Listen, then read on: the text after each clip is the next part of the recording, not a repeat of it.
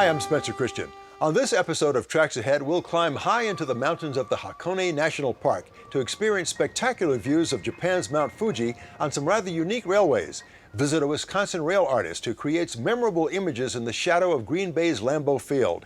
And mosey on through a northern Kentucky garden railroad. But first, a look at a Saxony-inspired layout and its tribute to its German roots. Let's get started. When the first warm rays of welcome sunshine bring blooming splendor to spring in southern Germany, the outdoors-minded start their trek to the Saxon Taura Holiday Park.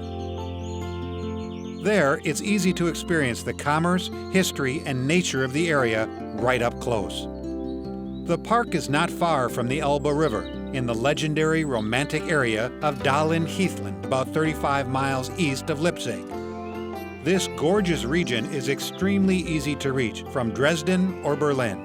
One of the largest and most popular attractions in the Taura Holiday Park is, of course, the Garden Railway. Roughly 1,800 feet of track was laid in an area that takes up approximately 20,000 square feet of park floor. The main theme, the Harz narrow gauge railways.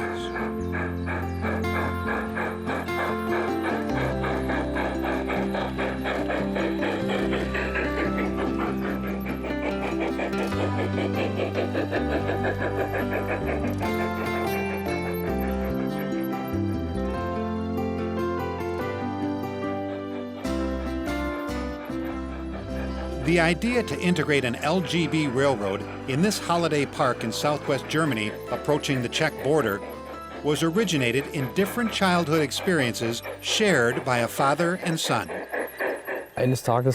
One day, my father walked in with a starter set, and we set up a small steins in a circle, very simple. And we looked at it and said, man, there's some real potential here.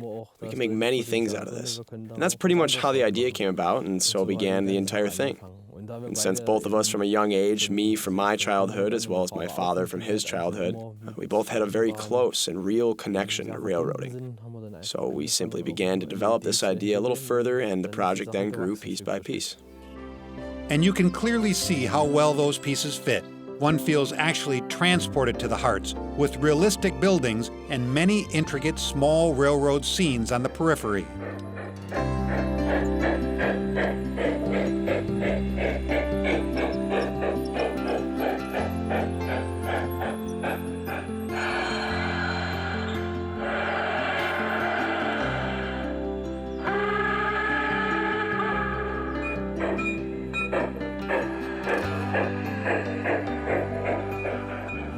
But the Taura Holiday Park offers so much more than only a garden railway trip through the Harz.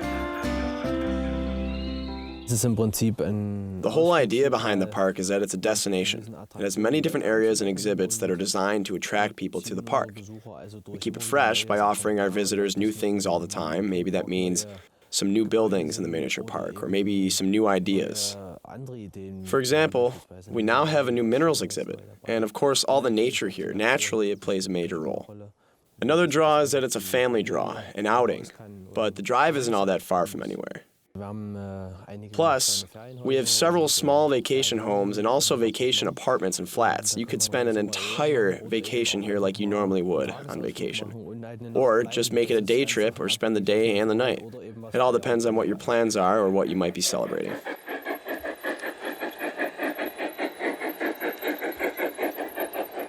A choice best suited for rail lovers is to delight in the expertly designed and detailed LGB layout. The small, narrow-gauge trains make their runs days, weeks, and months on end with no problems at all. Viewed by all kinds of human visitors as well as animal neighbors.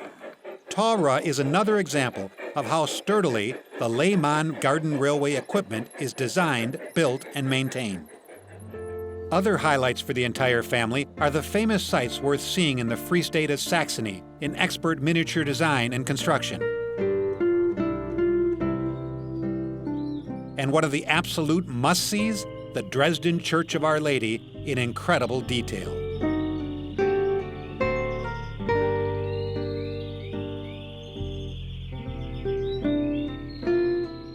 Another world-famous sacred building is not to be left out or overlooked. the Cathedral at Meissen, reproduced true to life.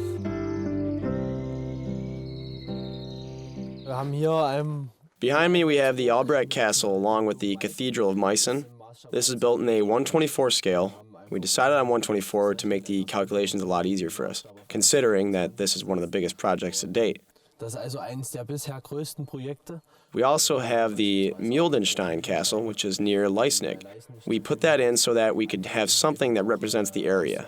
You know, guests should have a personal connection with the miniature park, so having buildings and recognizable figures that they're familiar with sure helps. And of course, it's a really rather a nice thing for visitors who come here because they discover the entire region without having to use too much gas.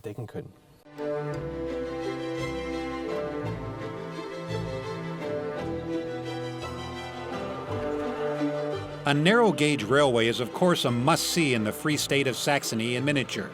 And this one also features LGB in the plan, among many other things. And one of those things, and perhaps the most famous, is the Saxon narrow-gauge locomotive Meyer Class 4K. The one-time largest narrow-gauge station in all of Europe is also here to experience. We have a 4K running in the area. For example, that's based on a prototype from the Dolnitz Railroad, the Wild Robert. As it was in the past, it's still an active narrow-gauge railroad. Of course, it's really quite nice that the region still has an efficient narrow-gauge railroad, and we wanted to show it off here. It's important that you have something for children, something that moves, and for Grandma, some beautiful plants, of course, and something like interesting buildings to discover for the entire family. Really, a little bit of everything.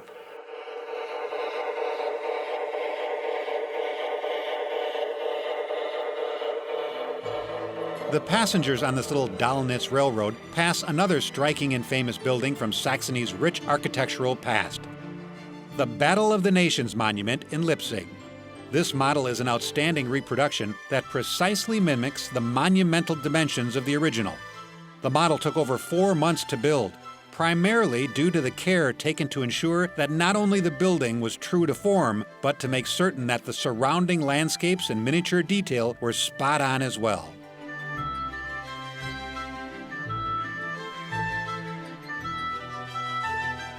So it's no surprise that a part-time hobby has developed into a nearly full-time passion. But there's no denying it's still all quite fun. Yes, it's true that it's not a hobby anymore, and it has become real work, daily work, but it's still very, very enjoyable. It's really quite clear that you have to approach all of this in a professional way to get results. Otherwise, your efforts are at no use at all. The Taura Holiday Park operators have been quite successful in supporting their railway and entertaining visitors for many years now. The park, as well as the region, are well worth a visit for train and nature lovers alike.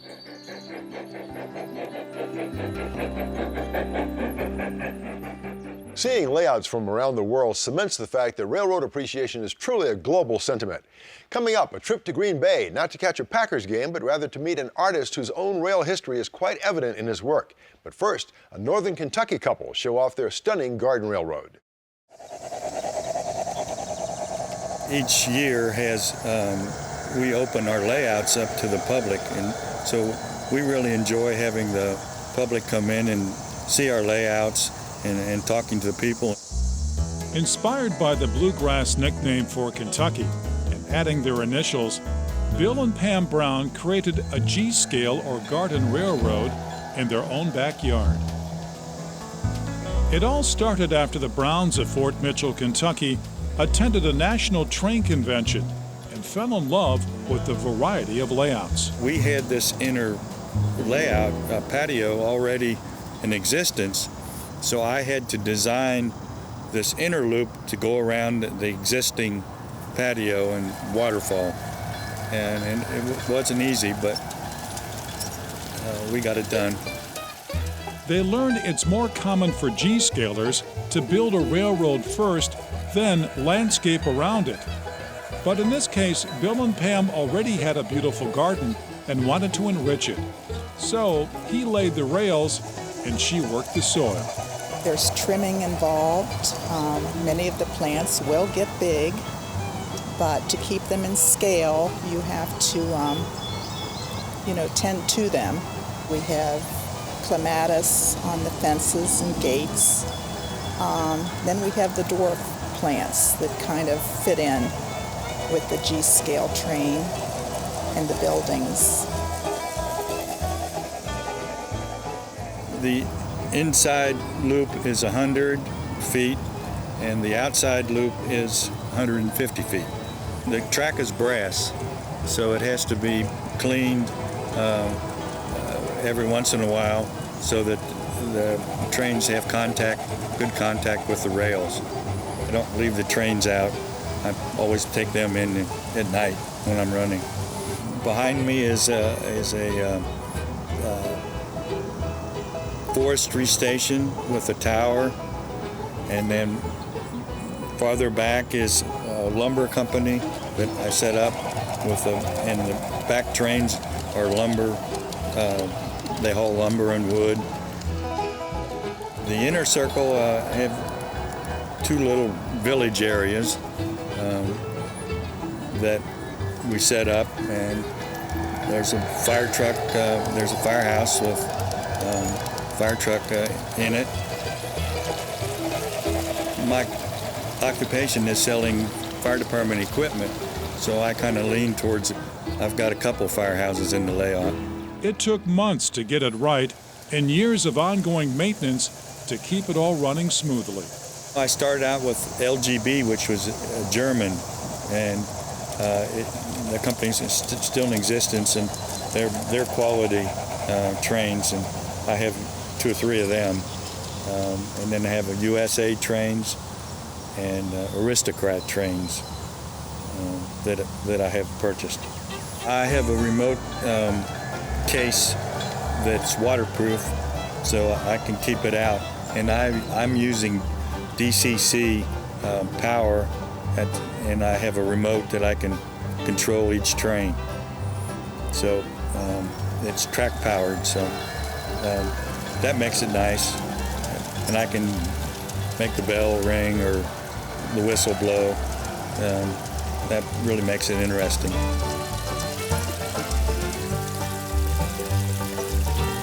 Our railroad does not run all year round, mostly just in the summer. My husband will take the buildings in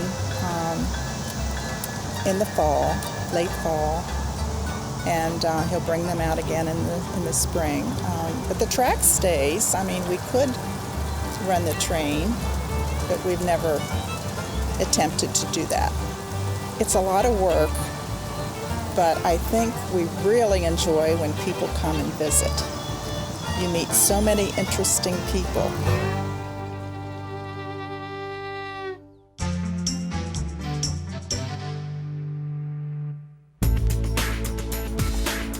Green Bay, Wisconsin may best be known for its NFL Packers, but it's also home to significant train history and the rail art of Steve Krueger. While Steve spent much of his life moving around the country, he eventually found a home in this northern Wisconsin city. During the summer, the Frisco Railroad, that's the St. Louis-San Francisco Railway, they needed summer help.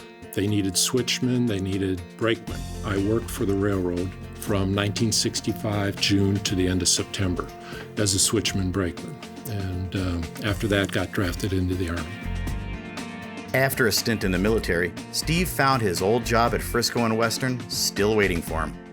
When I got out of the Army, I rehired on with the same railroad, the Frisco. From there, my second career began with the Frisco. It was during this time that Steve began applying his love for trains with his love for art. With my railroad experience, I did a few train paintings for some friends, and I liked it. It was very pleasing because sometimes I'd be in the middle of painting and it would bring back memories of when I was in train service as a switchman, brakeman, smelling the creosote ties and the diesel fumes. It became comfortable since I had that experience. And plus, I don't know how many artists out there who paint train scenes have been in train service, have worked as on a train as a switchman, brakeman. Steve's understanding of train mechanics prepared him well. When you're painting technical trains and then you're doing a wash of trees and you're bringing the stuff together, you have to use lots of different techniques. If you want to put masking fluid to mask something out and you're going to do a wash over that and then pull the masking fluid off, I developed a technique of just using a straw, and I cut it to a point, I dip it in the masking fluid. I can do real fine lines if I want to do telephone wires. I can do certain things that are unique due to the techniques I've picked up. One of the things Steve likes best about his work at the museum is his interaction with children. I love to see kids pretend to use their imagination rather than being fed something. It's that appreciation and love for kids that prompted Steve to create a train-themed, whimsical painting for his own granddaughter. I wanted to make something bright, colorful, and whimsical. I just thought, hey, how about making a train fly through the sky, put the railroad crossing signal with balloons, have it taking off from the railroad tracks, and put castles in the clouds. Green Bay's National Railroad Museum proudly displays Steve's work, awarding new members one of Steve's prints upon their joining the museum. It feels good once something's done, knowing that it's going to go out to thousands of people. In this case, with the Railroad Museum, they're membership prints. And so anybody who buys a $50 membership to the museum gets one of my prints. So it's a way to help the museum gain more income. Steve's paintings are not only commissioned by the National Railroad Museum, but also by Fortune 500 companies, historical societies, and many private individuals. Commission work is tough. Sometimes it's easy. Paint this locomotive, number 221. My dad used to be a conductor in it. Here's a picture. Or that's him standing next to the locomotive, So then it's easy. But a lot of times they don't have pictures of the exact thing that they want me to paint. With commission train work, the sky's the limit as far as what they want, and you have to bring it down to specifics and say, okay, here's what I'd like to do. I'd like to do a snow scene. I'd like to put a wheat elevator next to the train. I'd like to make the logo real big down in the lower left-hand corner if you want. It's just basically having a conversation back and forth. Steve takes the parameters given to him by his clients and soon heads off to lay paint to canvas. I enjoy coming down to the basement. It gives me solace. It's a quiet spot for me. And it's when I'm painting, it's almost like my body is going into the painting. It's really weird to take a flat piece of paper and build up a three-dimensional image. It's very satisfying. And when it's time for a drink, Steve heads for the Titletown Brewing Company, where yet more of his paintings are displayed. Preserving train history, commemorating those in the railroad industry, and personalizing train lovers' adventures, Steve Krueger's paintings will continue to indelibly grace walls in Green Bay and beyond. Hi, I'm Dave Ball. Japan is a country that is both ultra-modern and steeped in history and tradition. A few years back, we traveled to that island nation and came away quite impressed at the Japanese love and appreciation for rail as well. The Hakone National Park not only offers up some of the most amazing vistas in all of Japan, but also features a railway that climbs high into the mountains for views you just have to see to believe. Ever since the 9th century, the hilly hot spring town of Hakone has been one of the most popular tourist destinations in Japan. There are enough sights to explore in the area to make it an enjoyable excursion for several days. To fully experience the Hakone region, we take 4 railways, including the Red Romance car from Odawara to the Hakone Lake region, an electric line from Yumoto to Gora, a funicular from Gora to Sonzan, and finally a ropeway or ski gondola from Sonzan to Owakudani. After a flight into Tokyo on Japan Airlines, the Japanese National Tourist Organization recommends that we take a half-hour ride on the Shinkansen Green Line to Odawara. There we purchase a Hakone free pass. For less than 5,000 yen, this pass offers unlimited use of the Hakone Tozen railways, as well as ships on Lake Ashi and many buses in the Hakone area. We ride the red romance car on the Odakyu line to Hakone Yumoto Station, which is at the end of the line. This is where the trip gets more adventurous. Using our free pass, we board the Hakone Tozen Tetsudo train to Gora. This leg of the trip is known for its steep 8% grades and very sharp curves. The braking system includes special carborundrum brakes for emergencies. The train runs over curves of 30 meters in radius. In order to prevent wheels and track to be worn and to reduce the squeaky sound, drivers operate the switch to run water over the rail. There is a safety brake beside the ordinary brake. It is manually operated by pushing a switch, and a stone called carborundum will be pressured over the rail to stop the train. There is a handbrake too. In 1888, it started as Hakone horse wagon railways from Kotsu to Yumoto. It was expanded then from Hakone, Yumoto to Gora in 1919. The width gauge of Odakyu and Hakone railways are different. We use one rail together, but not the other one, because Odakyu is 1,067 millimeters and Hakone Tozen is 1,435 millimeters. Therefore, Odakyu runs narrow ones and Hakone runs wider rails. Some of the trams use vintage rolling stock. If the first tram you get is full, you only have to wait 15 minutes to catch the next one. Starting in a wooded valley, the Hakone Tozen tram slowly crawls up the mountain, changing directions at 3 switchbacks, and offers dazzling views around every corner. The most popular season to take this trip is during June and July, when the hydrangea, or ajisai, along the tracks are in full bloom. But the scenery is breathtaking throughout the year. Once they arrive in Gora, many adventurous travelers take the funicular to Sonzan, and then the ropeway to Owakudani. Owakudani is known as the Valley of Great Boiling. It is here that you can really understand the origins of this landscape. The entire area lies above the remains of a collapsed volcano. Although this particular volcano has not been active for several thousand years, the strong scent of sulfur and the sight of misty plumes of steam are reminders of Japan's volcanic geology. There are plans to extend the ropeway to Lake Ashi, where we take a boat ride on a pirate ship.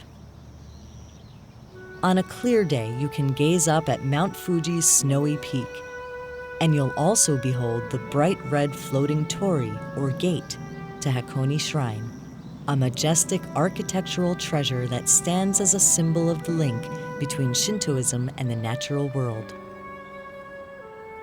When we're back on shore, it's the perfect time to take a break to visit the Lalique Museum. Known for his exquisite glassworks and perfume bottles, René Lalique was a 19th century French artist who was greatly influenced by Japanese artistic sensibilities. Although most people are rather surprised to see such a comprehensive collection of Lalique work here, it makes a lot of sense. In the late 1800s, when Lalique was at the height of his artistic expression, Japan was ending a long period of isolationism. The Western world became enchanted by Japanese art and architecture. Lalique was no exception.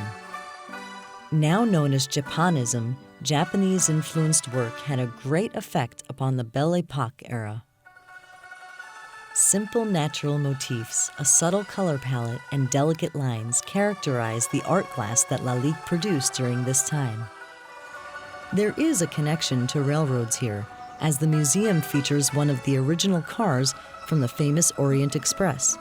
Lalique designed the glass panels for this lush interior, which conjures up visions of mystery and intrigue as visitors explore this place of railroad history. A visit to the Lalique Museum offers a relaxing respite to a busy day of traveling. and puts us in the perfect state of mind to explore the Hakone Shrine and walk along lush paths to contemplate the rich heritage of Japan's imperial era. From the breathtaking natural scenery to the ancient shrines, our trip to the Hakone region is one we'll not soon forget.